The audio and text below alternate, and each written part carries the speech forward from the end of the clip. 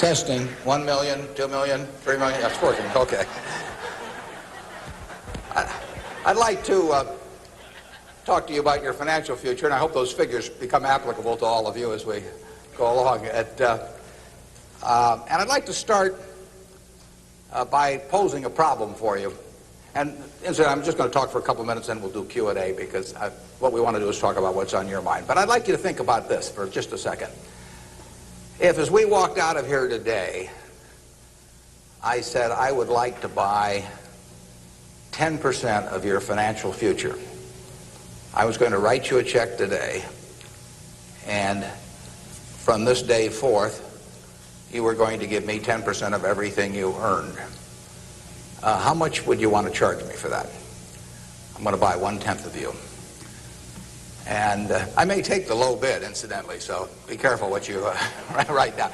Well, I think if you thought about that a little while, you can contemplate that for a few minutes. You know, you're going to get a check from me today, and you can do anything you want with the money, but from this day forth, you have to give me 10% of what you earn. I think it would be very foolish of you, any of you, if you asked for less than, say, $50,000. Now, it's going to be a few years before you're out earning money, and so I've got a few years of dead money there. But then I would start getting this royalty on you as you went along. So I really think that if you thought about it, most of you would want a fair amount more than that, and I think you'd be right. Fortunately, I didn't make this deal with anybody when I started out, so nobody's got a 10% royalty on me. But I think that 50,000 would sort of be the absolute minimum.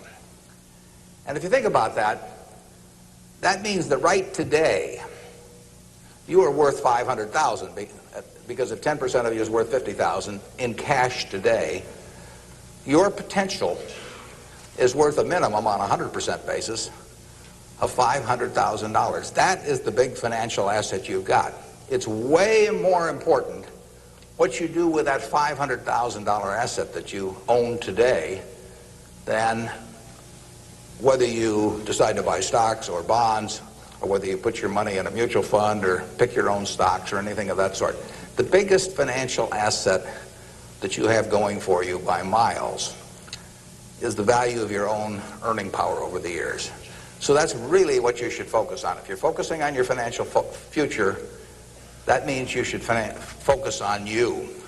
Because whether your 10% is worth 50,000 or 100,000 or 300,000, which would be 500,000 or 1 million or 3 million for all of you, whether it turns out to be one or the other is really dependent in a very large part on what you do in the next few years. All of you in this room have the brains to do extremely well in life. You've all got the energy to do extremely well in life, and then the question is, how do you apply it? If you've got a 200 horsepower motor, do you get 200 horsepower out of it? Do you get your full potential, or do you get 100 horsepower or 50 horsepower? Now, there's two things that can hold you back in getting the full horsepower out of your engine, whatever it may be. All of you have big enough engines. And one of those is a lack of education, but that probably isn't going to happen to very many people in this room. If you did have a lack of education, if you didn't have a chance to get a decent education in life, it wouldn't make any difference what that potential was, because you'd never unlock it.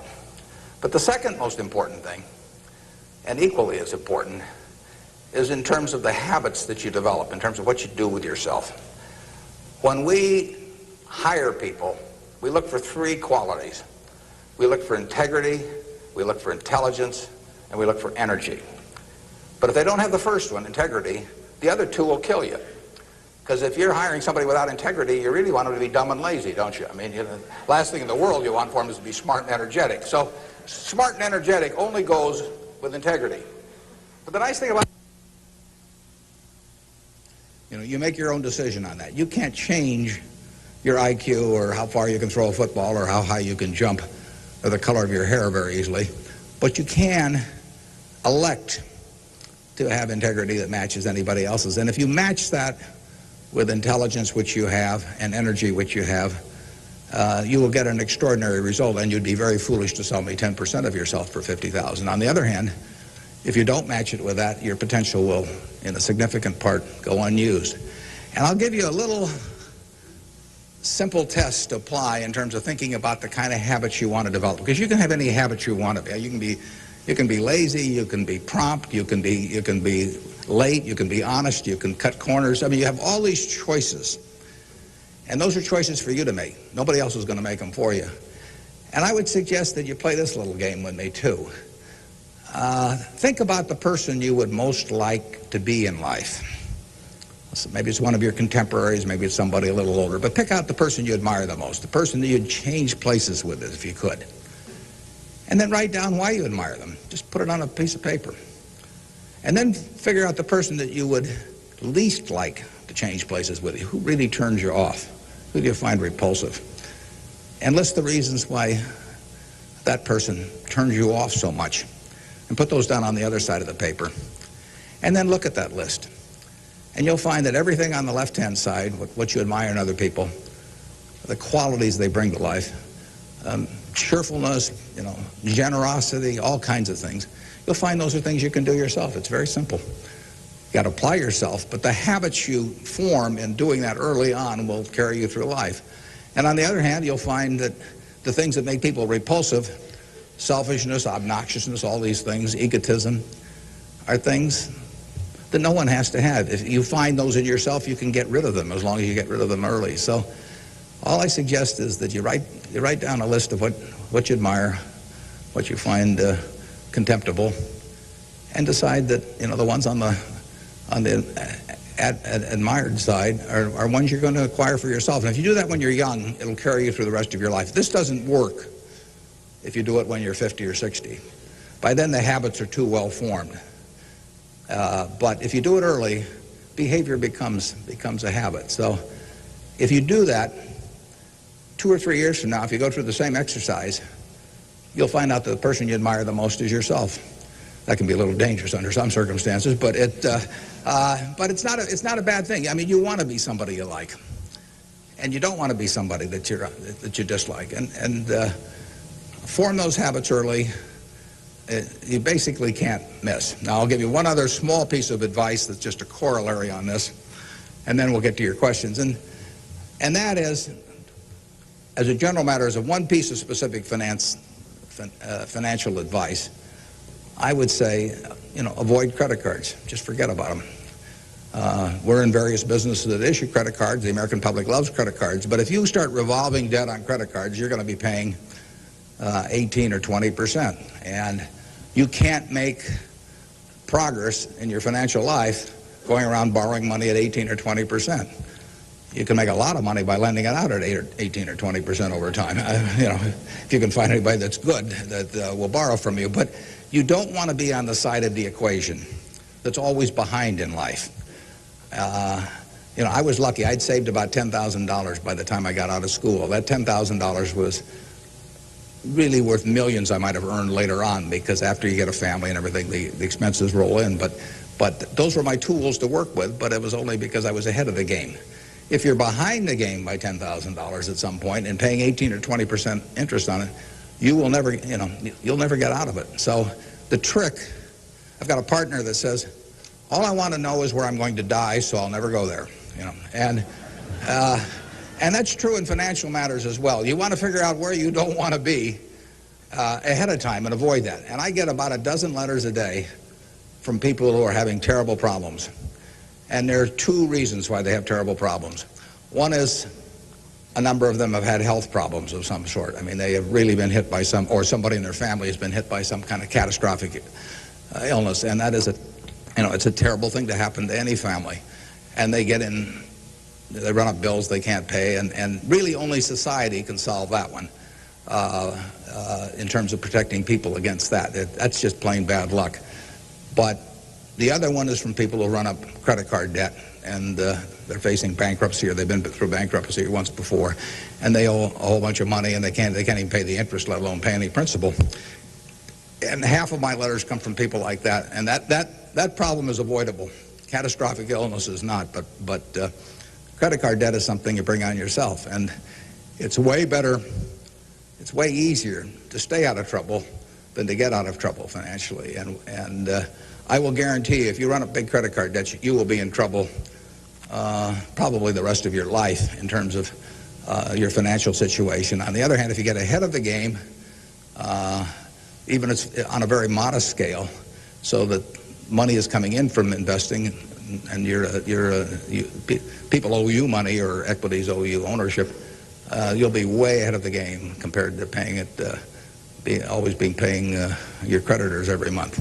So my advice to you is, if you can't pay for it, don't buy it, and get yourself in a position where you can pay for anything, and then we'll be glad to see you at Borsheim's or the Nebraska Furniture Mart.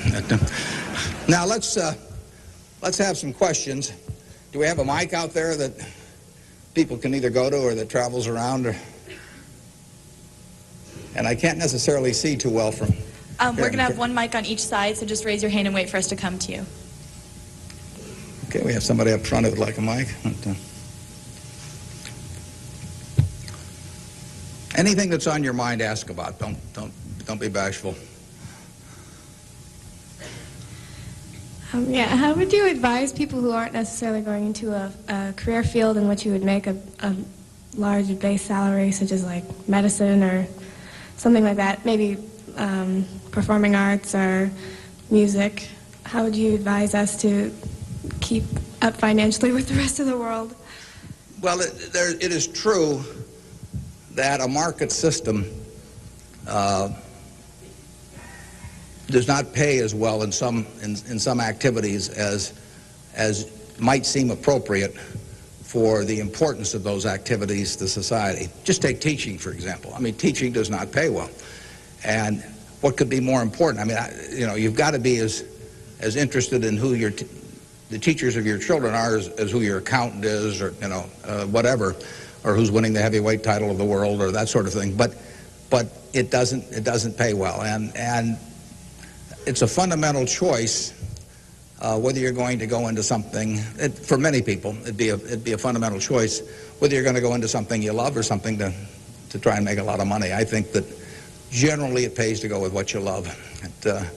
I think that it's very hard to find people when they get to be my age who say that they've loved what they've done all their life and feel it was very worthwhile, but they're terribly sad they made that choice because they didn't make a lot of money. I don't think anybody's ever said that to me, that they wish they'd gone into something else where they were uncomfortable doing it or didn't enjoy it, didn't feel very productive, but made a lot of money.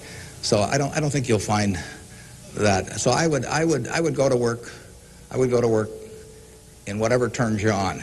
It may turn out that it'll be more profitable than you can think, but almost everybody here will make enough money, unless they get some terrible habits along the way, to do reasonably well. And doing reasonably well in this country really is pretty darn good. I mean, it's not necessary to have huge amounts of money in order to enjoy yourself. I enjoyed myself when I had my $10,000, and I live in the same house that I lived in when I had about that. I bought it 41 years ago. I liked the house then. I like the house now.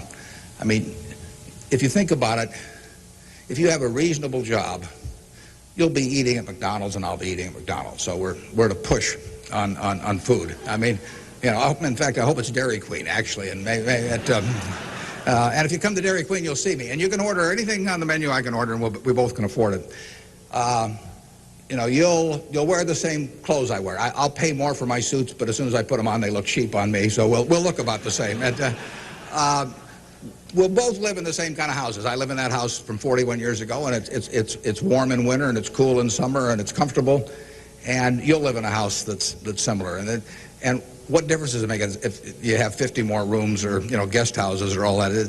It'll probably just bring you problems. I mean, you have to worry about the greenskeeper or something when you get through. So I have been in the houses of people where the houses are worth probably 200 times what my house is worth, and I would not be any happier in those houses at all. In fact, I'd be less happy. I just have one more thing to worry about, and dozens of people around the place, and people quitting, and people stealing from you, and all kinds of things. To hell with it.